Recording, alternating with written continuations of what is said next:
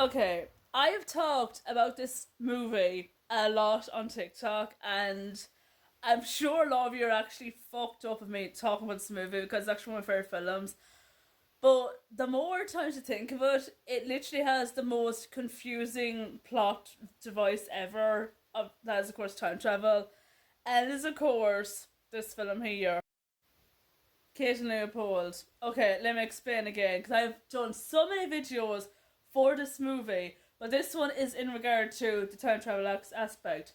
So, you know about time travel movies, they're hit and miss, and what really bugs me about this movie is the whole time travel thing, like I said. So, let me explain. So, the time travel device in this movie is the Brooklyn Bridge, right? And each character, like Leopold, Stuart, Kate, all three of them literally jump off the Brooklyn Bridge in the East River, and then they literally get transported to the following, like the other time frame, which is like 1876 or 2001.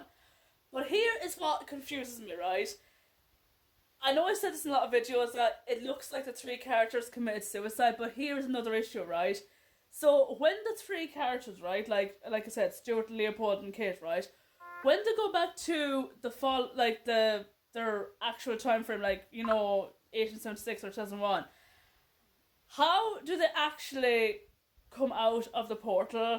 Like, is it from the sky or whatever? And that's the issue James Mangold has in this, like that I have with James Mangold for this movie, is that I never actually clarified like how it actually worked, and because you know the way in certain time travel movies, you actually see the character like come transporting from exhibit A to exhibit B. Like for example, what you call it, Back to the Future, right? Where Marty McFly, played by Michael J. Fox, has this like car, it's like a DeLorean, and it literally keys in, let's say the 15th of April 1922, and then he literally goes into the year 1922.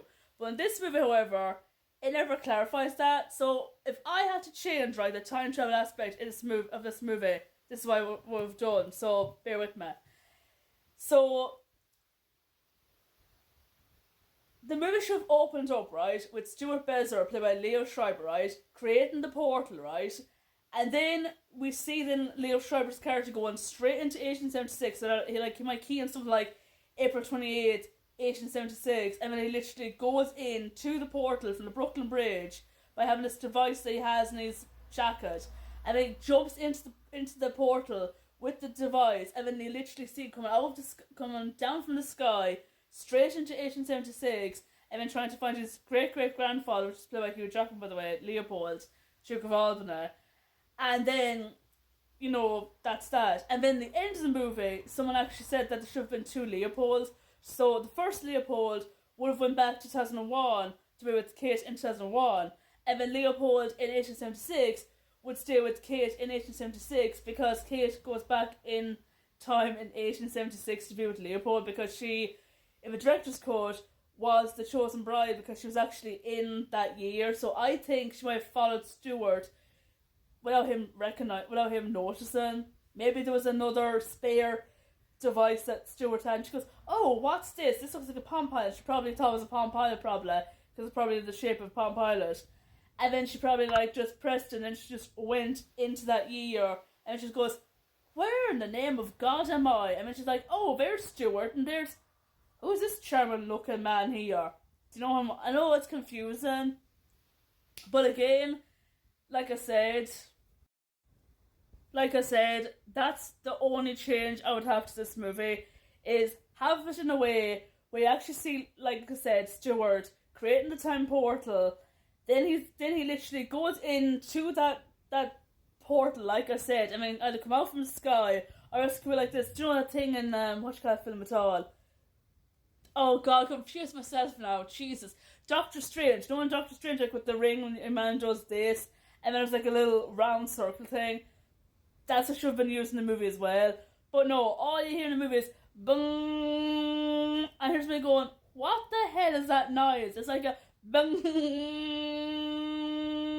and I was like, "What the actual fuck?" But there was actually, I read something before, by the way, that Sandra Bullock, oh yeah, Sandra Bullock was supposed to be in this movie, but she turned it down and Meg Ryan took over from Sandra Bullock. And the movie is going to open up in a time portal machine, and I think they should have actually used that.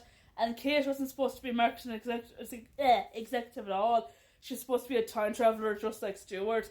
And that would have actually made more friggin' sense, because what we got, it's like, you're there scratching your head going, okay, how is this coming to play? And how is that going to come to play? But like I said there, and I agree with the person, when Leopold went back in time in 1876, there should have been another Leopold somewhere along the time frame. And then, like I said there, that Leopold would chase Stewart, even though Stewart said to him when he went back the second time, oh, there may be a few repeated things, like you'll actually like forget about what happened or whatever, but don't follow me this time. And Leopold says nothing.